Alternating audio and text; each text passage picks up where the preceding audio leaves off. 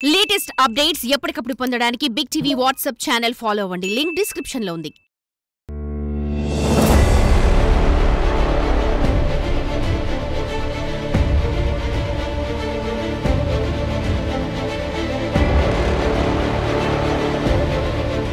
ఒంగోలులో traffic rules ఉల్లంఘించిన వాహనదారులకు ట్రాఫిక్ పోలీసులు ఒంగోలులో కఠినమైన చర్యలు తీసుకుంటున్నారు. ప్రస్తుతం మొత్తానికి ఒంగోలు సిఐ ట్రాఫిక్ సిఐ మనతో ఉన్నారు. ఒకసారి చెప్పండి, మీ ట్రాఫిక్ రూల్స్ ఉల్లంఘిస్తే ఒంగోలులో కఠినమైన మీరు యాక్షన్ తీసుకుంటున్నారు, ఏంటి పరిస్థితి?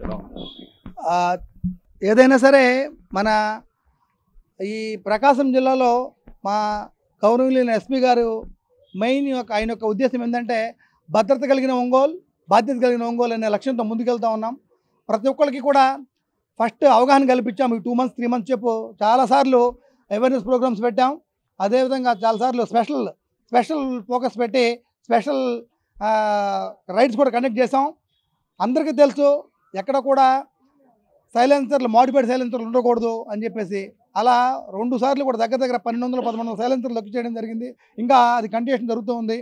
అంతేకాకుండా చాలా చిన్న పిల్లలు వాళ్ళ పేరెంట్స్ ప్రేమతో ఏం చేస్తున్నారంటే వాళ్ళకి చాలా హై స్పీడ్ వెహికల్ కొనిస్తూ ఉన్నారు. వాళ్ళకి లైసెన్స్ ఉండడం లేదు. అదేవిధంగా వాళ్ళకి అలా ఎక్కడ ఏం నడపాలో కూడా తెలియదు. అందువల్ల వాళ్ళకి ముందు అవగాహన కల్పిస్తూ ఉన్నాం.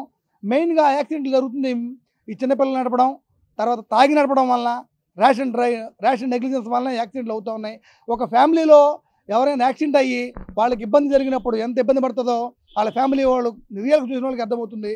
ఎవరు కూడా ఎలాంటి ఇబ్బంది జరగకూడదు, అందరూ కూడా హ్యాపీగా ఉండాలని చెప్పేసి మేము ఈ కార్యక్రమం చేపడుతూ ఉన్నాం. ప్రతిరోజు కూడా అన్ని సెంటర్లో ఎక్కడైతే ట్రిపుల్ రైడ్స్ వస్తున్నారో, అదేవిధంగా ఎవరైతే ఇన్సూరెన్స్లో లైసెన్స్ లేని వాళ్ళు ఉన్నారో వాళ్ళని ఆపడం, చెక్ చేయడం, పేరెంట్స్ని పిలిపించి కౌన్సిలింగ్ ఇవ్వడం చేస్తూ ఉన్నాం.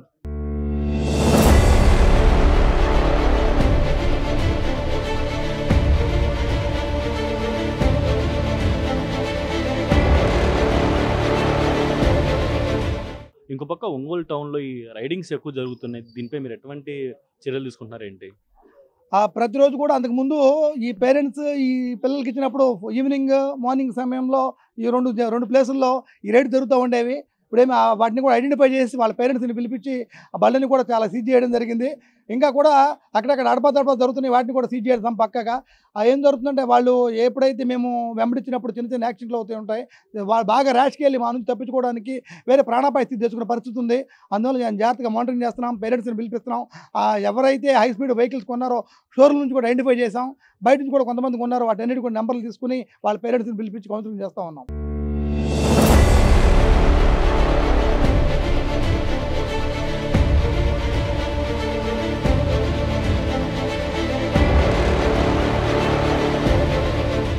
మీరు ఒక పక్క ఇట్లా కౌన్సిలింగ్ ఇస్తున్నారు, మళ్ళీ ట్రాఫిక్ చర్యలు ఉల్లంఘిస్తున్నారు. ఈ రెండోసారి దొరికితే మీరు ఏం చేస్తారేంటి? 100% ఎప్పుడైతే ఈ లైసెన్స్ లేకుండా స్పీడ్ వెహికల్ చేస్తూ ఉన్నారో వాళ్ళనైతే వాళ్ళతో పాటు ఎవరైతే రైడర్స్ ఉన్నారో వాళ్ళతో పాటు వాళ్ళ పేరెంట్స్ని కూడా పిలిపిస్తాం. 100% వాళ్ళ పేరెంట్స్ని కూడా ఈ కేసుల్లో ముద్దాయిలుగా చేర్చడం జరుగుతుంది. దానిలో ఎలాంటి రాజీ లేదండి. 100% వాళ్ళ పేరెంట్స్ని కూడా దీని మీద యాక్షన్ తీసుకోవడం జరుగుతుంది చట్ట ప్రకారం. సరే, ఇంకో పక్క ఇటు ఒంగోలులో ట్రాఫిక్ రోజు పెరుగుతుంది. దీన్ని మీరు ఎట్లా అతిగోనిస్తున్నారేంటి? ప్రజెంట్ చూస్తూ ఉన్నాం. మేము వచ్చి ఒక 2 months 2.5 months అవుతుంది. ఈ మంత్ ఫస్ట్ అంతకుముందు వచ్చినప్పుడు కొత్తలో ఈ సుందరి భవన్ రోడ్లో ట్రాఫిక్ అస్తవ్యస్తంగా ఉండేది. ఇటువైపు నుంచి అటువైపు వెళ్ళడానికి మినిమం ½ hour పైన పట్టేది. ఆ సమయంలో ఆలోచించి దాన్ని సెంట్రల్ పార్కింగ్ చేసి అందరినీ అక్కడ ఉన్నటువంటి చిన్న ప్రాబ్లమ్స్ ఉన్నప్పుడు కూడా అన్ని సాల్వ్ చేసుకుని మెల్లగా ముందుకెళ్తా ఉన్నాం. ట్రాఫిక్ సెంట్రల్ పార్కింగ్ చేయడం వల్ల దానికి బాగానే సక్సెస్ అయ్యాం. అదేవిధంగా ఇప్పుడు చూస్తూ ఉన్నారు. రీసెంట్గా ఒక 1 week బ్యాక్ ఏదైతే ఒంగోలులోని అతిపెద్ద center junction Sagar center RTC out gate అనేవాళ్ళం. ఆర్టీసీ అవుట్ గేట్లో చాలా ఇబ్బందులు ఉన్నాయి. సిగ్నల్స్ కూడా ఆగేవాళ్ళు కాదు. ఎన్ని సిగ్నల్స్ పడినప్పటికీ కూడా అసలు పబ్లిక్ ఆగేవాళ్ళు కాదు. ఎందువల్ల చాలామంది తెలియకపోవడం వల్ల, చాలామంది తెలిసినా కానీ ఏముందని చెప్పి వెళ్ళిపోవడం, ఇలా చాలా ప్రాబ్లమ్స్ ఉండేవి. ఇప్పుడు దాన్ని క్లోజ్ చేసేసి కంప్లీట్గా ఆర్టీసీ ఏదైతే అవుట్ గేట్ ఉందో అవుట్ గేట్ని ఇన్ గేట్ 1 గాను, అదేవిధంగా అంతకుముందు అంజీ రోడ్లో నుంచి ఇంకో పాత గేట్ ఉండేది, దాన్ని కూడా ఇప్పుడు ప్రజెంట్ ఓపెన్ చేయించడం జరిగింది. దాన్ని ఇన్ గేట్ 2 గా చేసాం. ఇన్ గేట్ 2లో ఏదైతే పశ్చిమ ప్రాంతం పొదిలి, మార్కాపురం, గెద్దల నుంచి వచ్చే వెహికల్స్ అన్నీ కూడా ఫ్లైఓవర్ మీద ఇన్ గేట్ 2లోకి వెళ్తున్నాయి. మిగిలిన బస్సులన్నీ కూడా అద్దెంకి బస్ స్టాండ్ మీదుగా లేకపోతే కందుకూరు నుంచి వచ్చేవన్నీ కూడా ఇన్ గేట్ 1 అంటే పాత అవుట్ గేట్లోకి వెళ్ళడం జరుగుతుంది. ఎలాంటి ఇబ్బంది లేకుండా జరుగుతుంది. అదేవిధంగా అవుట్ గేట్ అనేది ఉంది. అంతకుముందు అవుట్ గేట్ని ఇప్పుడు అంతకుముందు ఉన్న ఇన్ గేట్ని అవుట్ గేట్ చేసాం.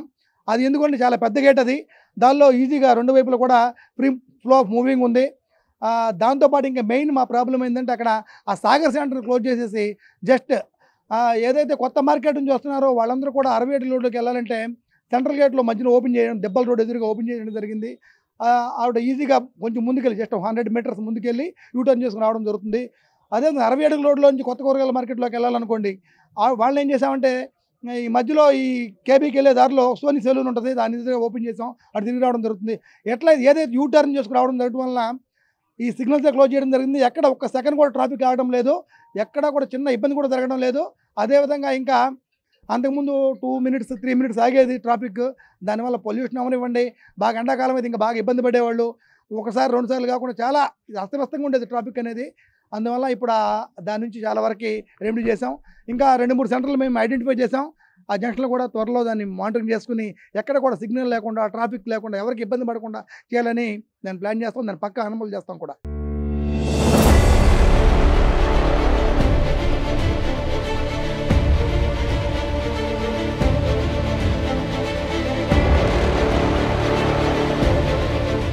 ఇంకో పక్క మీ ఇక్కడ కౌన్సిలింగ్ ఇస్తున్నారు వాహనదారులకు, ఇక్కడ మీరు ఏ విధంగా కౌన్సిలింగ్ ఇస్తున్నారు ఏంటి?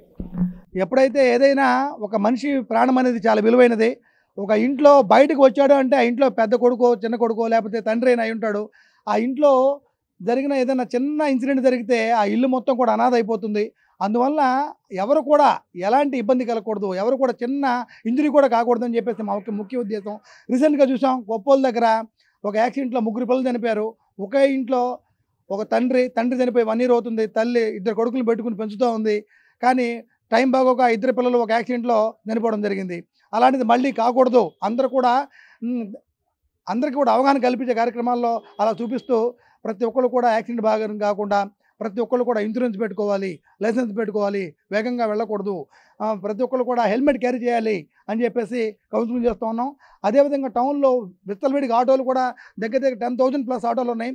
వాళ్ళందరూ కూడా రకరకాలుగా ముందు ఎక్కించుకోవడం, స్పీడ్గా వెళ్ళడం, ఎక్కడ పడితే రావడం చేస్తూ ఉన్నారు. వాళ్ళు కూడా గట్టిగా చెప్తున్నాం, 100% పోలీస్ నెంబర్ ఉండాలి, 100% లైసెన్స్ క్యారీ చేయాలి, హెవీ లోడ్ ప్యాసింజర్ ఎక్కించుకోవడానికి అలో చేయకుండా మానిటరింగ్ చేస్తున్నాం, డ్రైవ్ చేస్తున్నాం. ఇంకా కంటిన్యూషన్ జరుగుతూ ఉంటుంది. ఇది 100% దీన్ని కంటిన్యూషన్ చేస్తాం. ఇది మొత్తానికి ఒంగోలులో ట్రాఫిక్ పోలీసులు ఇటు వాహనదారులు ఇటు ట్రాఫిక్ నిబంధనలు ఇటు ఉల్లంఘిస్తే ఇటు కఠిన చర్యలు తప్పవని కూడా ఒంగోలు ట్రాఫిక్ సిఐ ఇటు పాండు ఇక్కడ చెప్తున్న పరిస్థితి పడుతుంది. ఇప్పటికైనా ప్రతి వాహనదారుడు ట్రాఫిక్ రూల్స్ ఇప్పుడు పాటించాలనేది కూడా అయితే ఇక్కడ ఒంగోలు ట్రాఫిక్ పోలీసులు చెప్తున్న పరిస్థితి.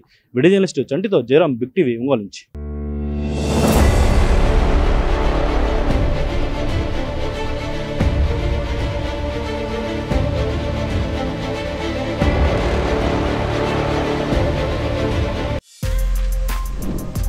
For more videos like this, subscribe Big TV channel.